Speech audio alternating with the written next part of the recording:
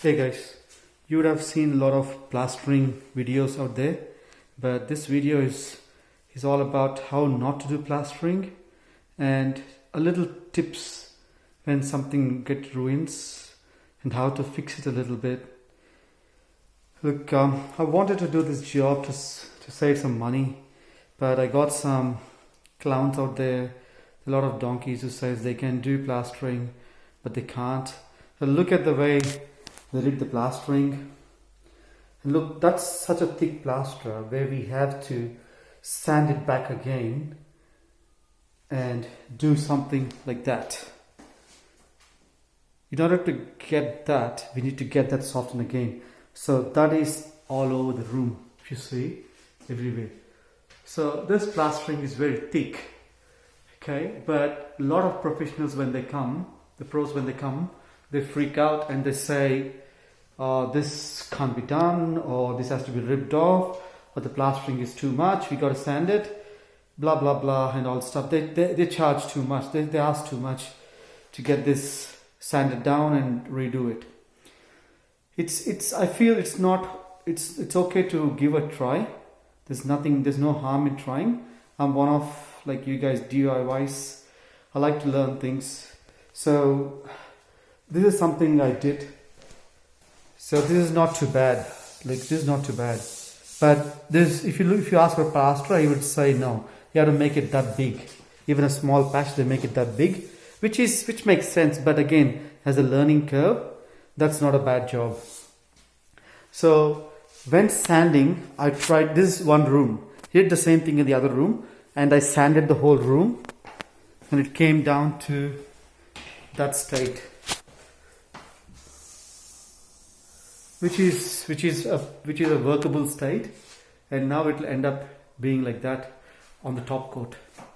Okay, two basic things when doing plastering. Not every video showed me this. This one had to learn it while I do this, and I lost some money and some stuff, some time, everything. The basic stuff is point number one. There are two coats for the plastering, or three coats. First is a base coat, the other is a top coat.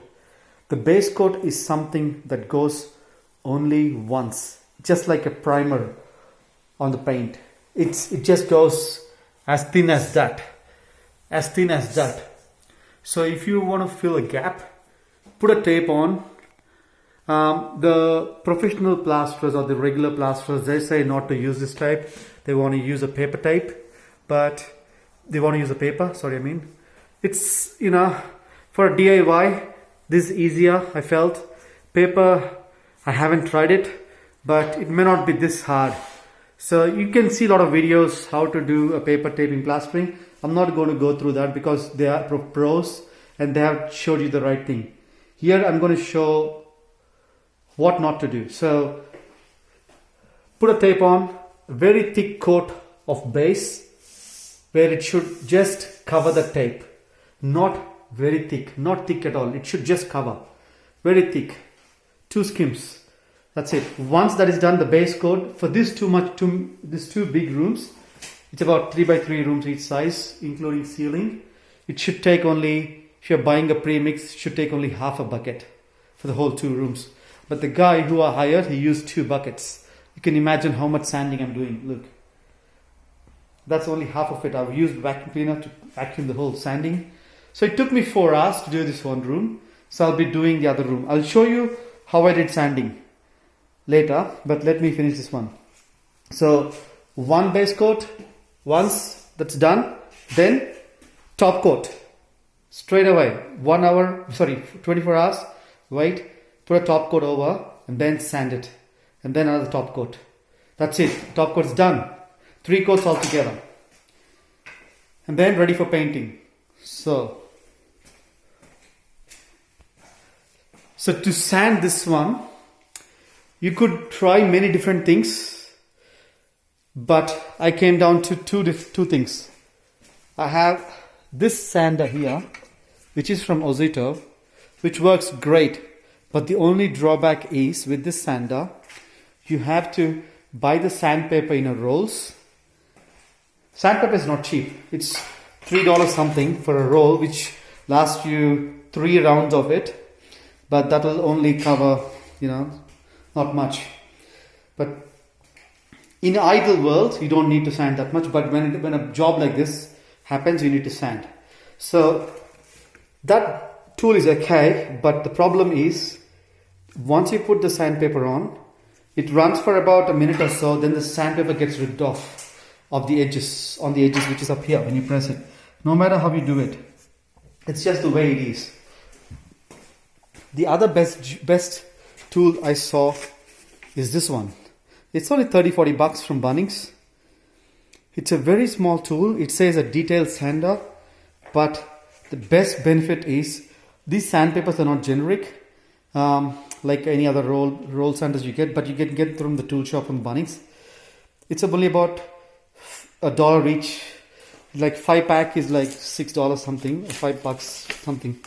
Which is what initially I thought, expensive, but it's worth it. It's not expensive. It's worth it because you don't have to worry about changing the sandpaper every time. That lasts about, for this bad job, that lasts about half a wall. One sandpaper lasts half a wall, which is easy job. So don't try anything else. Just go for that one. And for the corners, you could use this one, but I felt, where is that block? I felt the blocks are a lot better for the corners. You can use these blocks. They're about $1.50 each from Bunnings. You could use this block, or you can use the sandpaper over the block and just do around like this. And it works perfect for the block. And now second thing, once you do this, it's up to you. Like if you feel comfortable, you want to go give a top coat and then sand it, then top coat. If you think you can't do it, now call up lumber after sanding. Sorry, plaster after sanding. Get a couple of coats.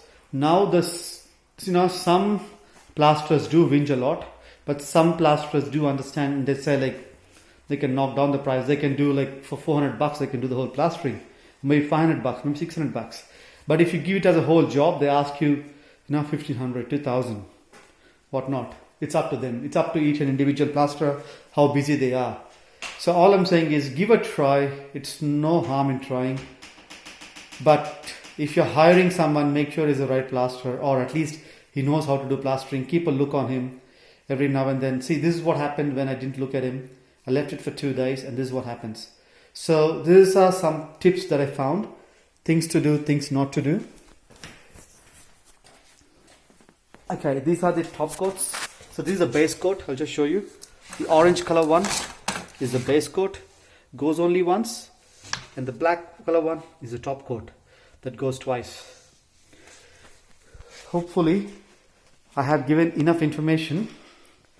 Well look, I'm not a plasterer again. I'm DIY, I'm trying, I'm learning.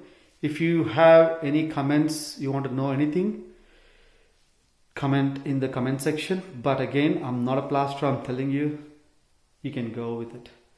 Thank you. Hope I helped some people at least in picking the right tools. Don't spend too much money on other tools. There's a pole sander you could use, but again, that is not as flexible. I tried it. It looks easy, but it's not flexible. You can get it for $150, but this one's $40. It does an amazing job. Takes extra couple of hours. Just get it done. Easy. Alright, good luck with your project. Hope this video helped you. Thank you.